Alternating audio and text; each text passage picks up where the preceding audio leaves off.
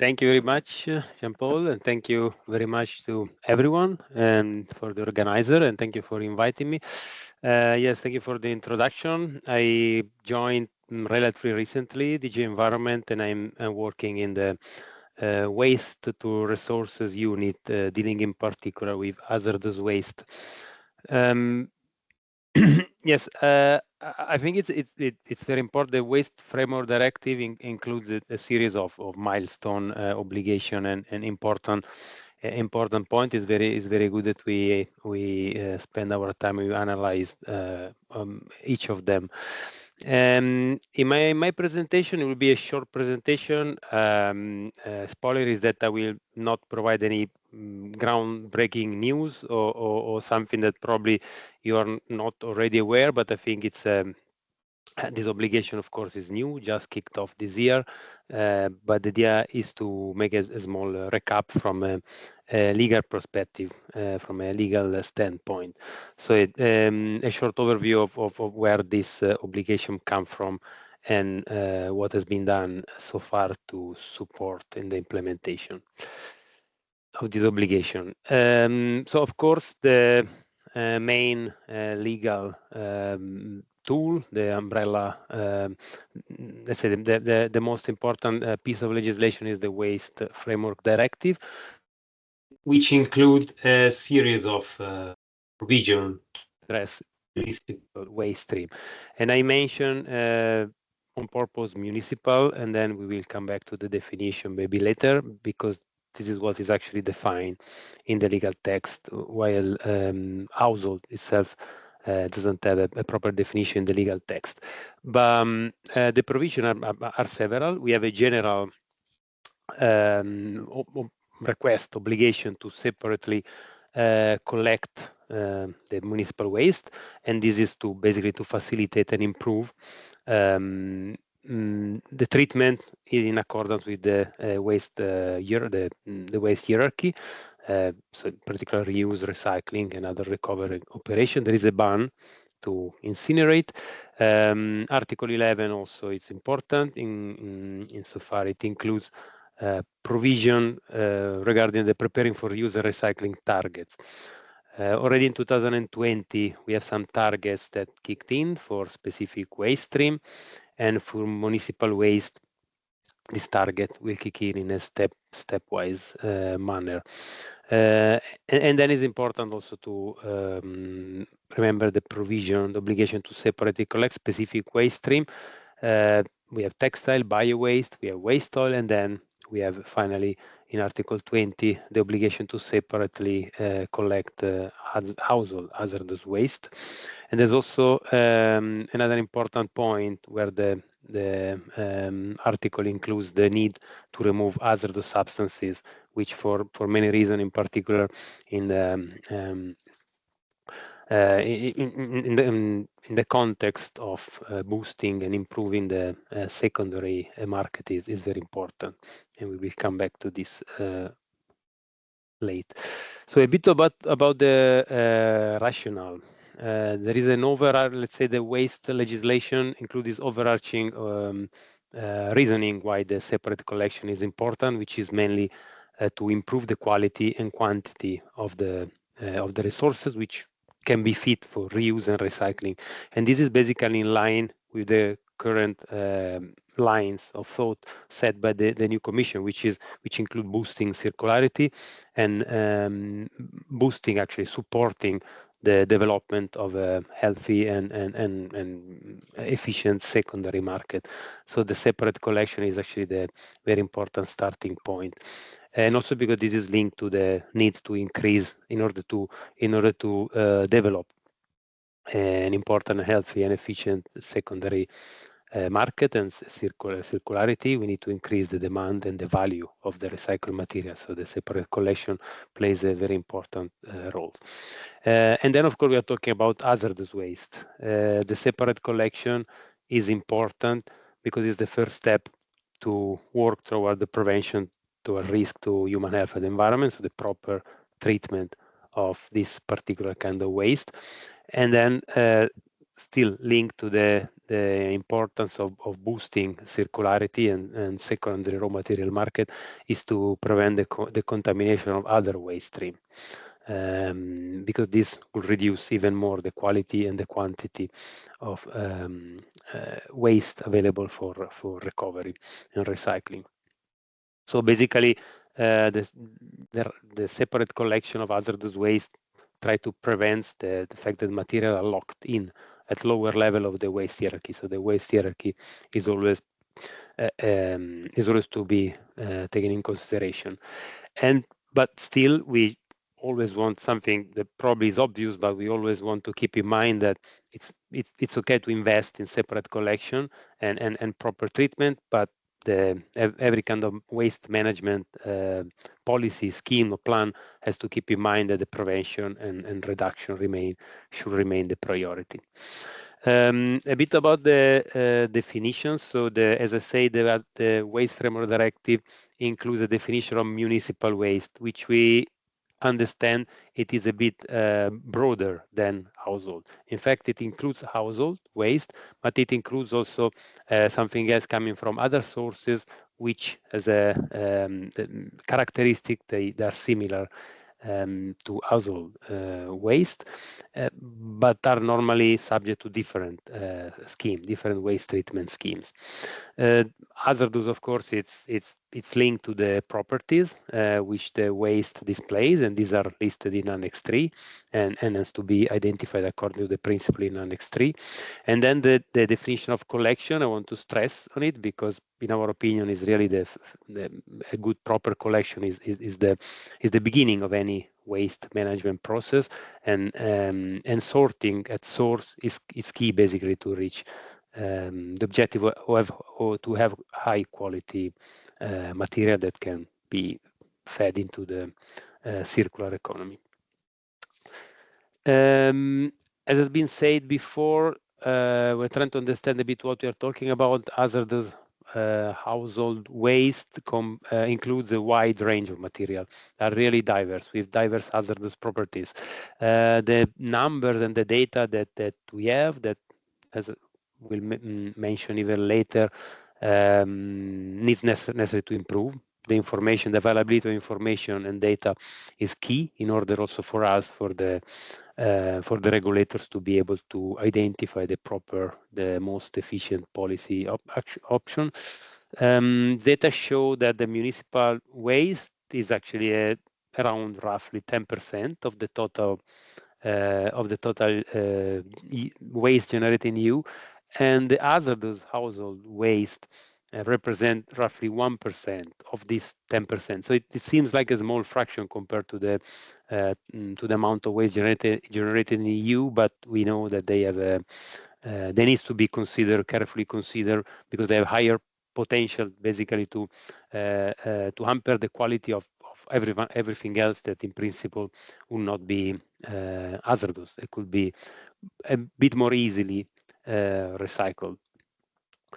We have also not only Annex 3, of course, but also the list of waste, which is supposed to has to be used and supporting identification and tracking, and then consequently proper treatment of hazardous waste.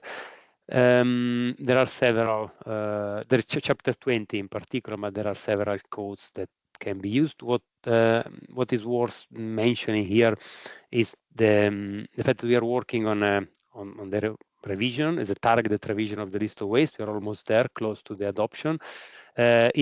It addresses battery-related waste, but just to mention that there will be a dedicated code under the chapter 20 for municipal waste to support separate collection of lithium-based batteries. There's no obligation to separately collect it, but we know about the importance to be able, where it's possible, to separately collect and identify and properly treat this particular type of waste.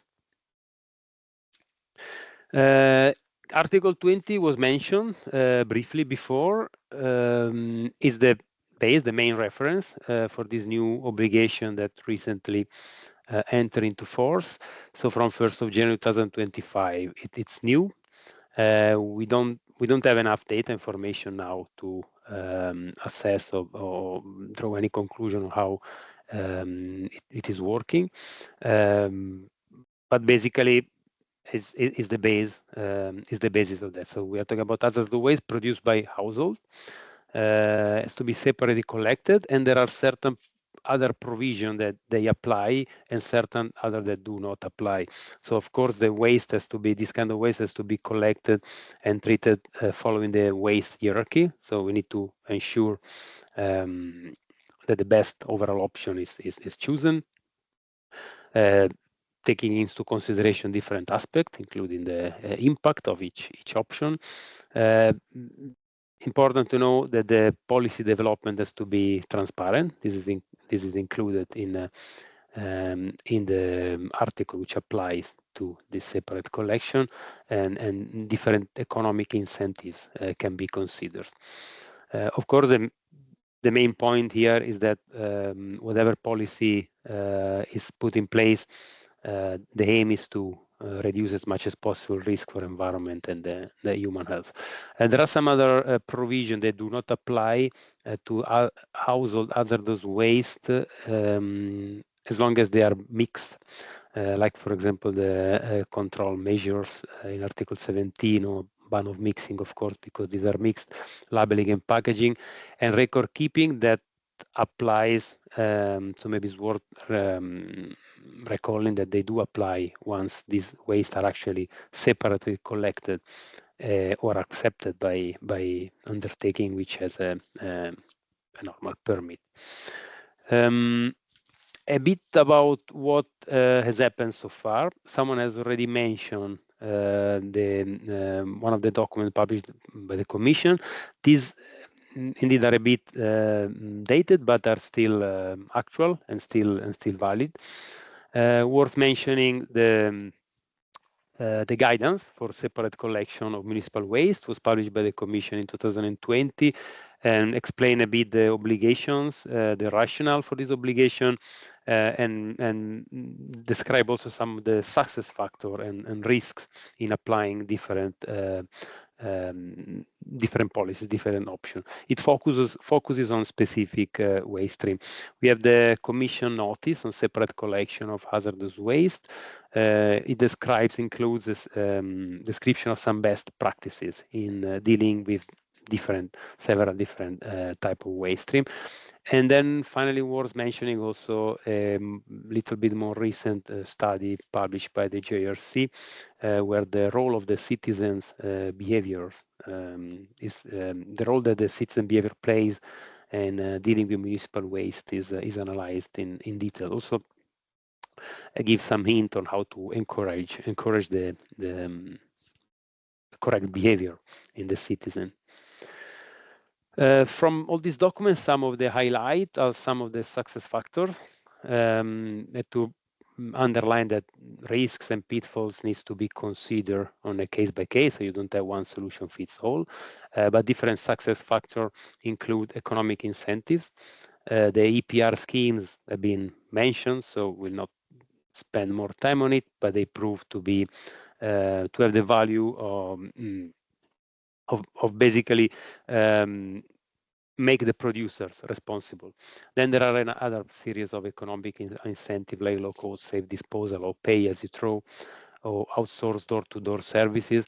Some other success factors which have been recorded are some legal enforcement action, like, for example, requiring big building to have sorting infrastructure.